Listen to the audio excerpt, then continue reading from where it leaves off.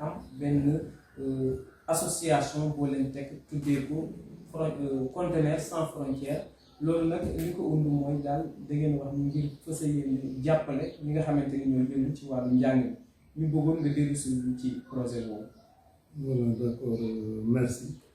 balaa ma lay tontu man lay ñaan nga may mën a présenté wu c'est Cheikh Omar Sambou principal CM Bani Israël comme ni nga ko waxee donc conteneur sans frontière projet la bi nga xamante ne à travers projet boobu dañu yaakaar ni kii que dina mën a sukkali condition d'étude pour ndongo Sénégal yépp en quelque sorte loolu mooy objectif principal bu conteneur sans frontière. Maintenant yéen naka ngeen parewee ngir daal di gunge ndongo yi. voilà donc yaakaar naa ni kii que ñu paree pour gunge ndongo yi moom mooy dañu gis ni kii que fii Afrique particulièrement Sénégal ndongo yi dañuy nekk ci ay conditions yi nga xamante ne yu métti pour recevoir seen enseignement apprentissage maanaam léeg-léeg da nga dem ci benn école bi nga xamante ne ndongo yi amuñu table banc bu ñu toog nga dem ci ay écoles yi nga xamante ne tableau yi ñuy jàng baaxul nga dem ci ay écoles yi nga xamante ne xamuñu lan mooy informatique en ce 21e siècle léegi conteneur sans frontière dafa ne day jéem a dindi inégalité boobu donc dañuy gis que de l'autre côté en Europe dinañu bàyyi ay jumtukaay yi nga xamante ne ñoom xëy na daanaka yàquwul mais seen moyen moo permettre ñu changer yeneen léegi jumtukaay yooyu moom le conteneur sans frontière bëgg lëkkaloo ak association bu ñeeri plus collège Courbet pour ñu indi ko fii jox ko élèves yu Sénégal yi d'abord jéem nañ ko ak sama établissement man donc indi nañu ay table banc ay tableau ay ordinateur portable ay imprimante ay photocopieuse donc loolu yëpp indi nañ ko mu ngi sur place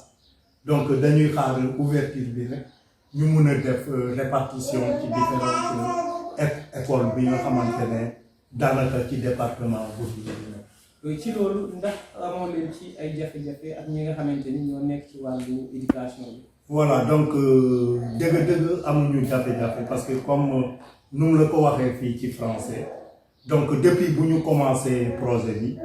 man maa doon jox wàllu ci administratif bi ak l'État du Sénégal mais amuñu ci benn rëkk depuis bu ñu leen présenté kii bi donc léegi état bi taxaw na nu mu war a taxawee parce que moom moo exonéré comment dirais-je le conteneur état bi def na exonération totale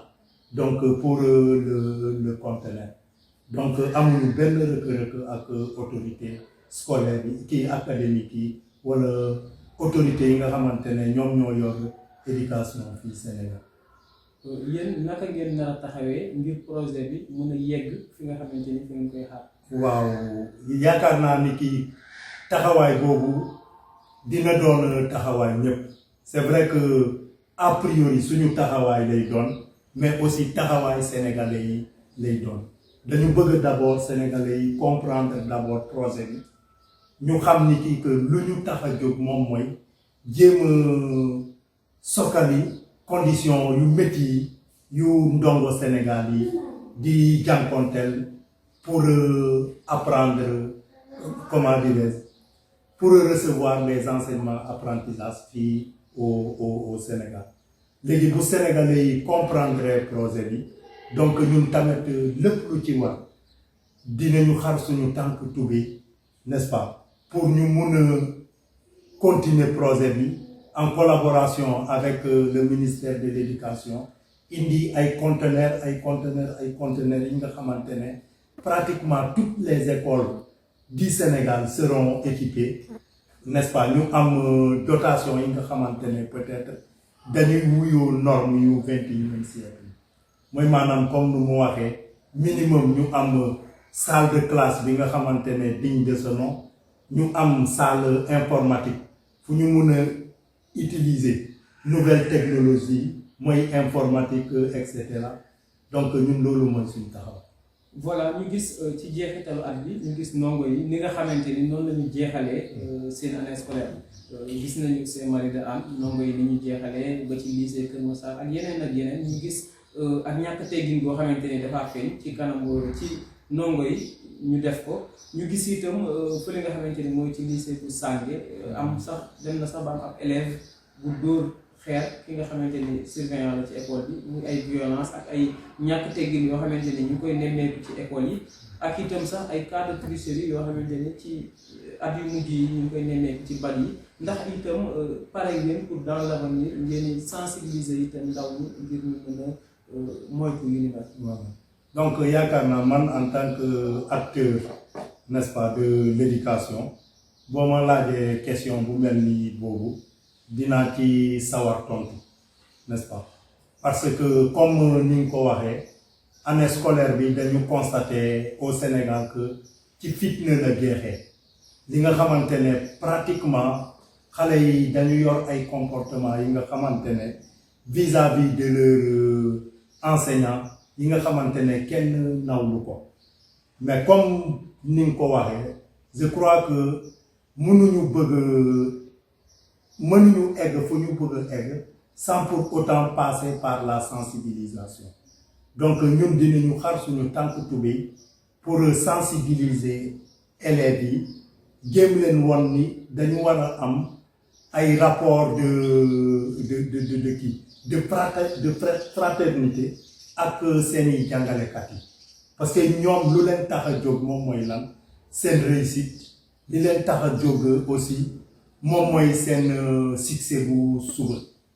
donc yaakaar naa concernant la tricherie